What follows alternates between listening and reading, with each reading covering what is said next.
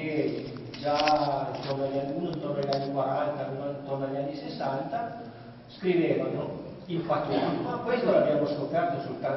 soltanto di recente, ma in ogni caso sono le due testimonianze, diciamo, più antiche di un certo corpo di cose scritte. Poi ecco,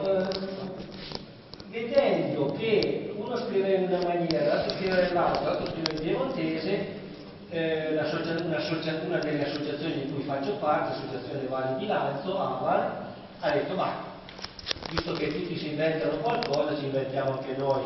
nella nostra grafia, che in realtà era al 90% il Bren, più qualcosa del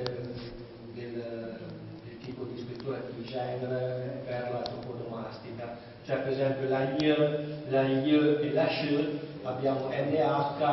ecco quella maniera lì. Perché una degli stimoli a inventare, e noi non abbiamo inventato questa scrittura, era anche fare i cartelli stradali.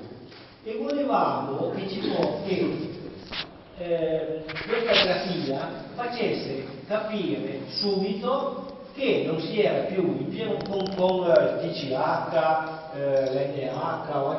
che si capisse che qui finiva la zona piemontese e qui iniziava una zona diversa, perché parliamoci chiaro, il fatto in Piemonte, tutto quello che volete nelle stesse valli, il fatto del franco-provenzale ancora è una scoperta, come vi ho detto, recentissima, e direi anche,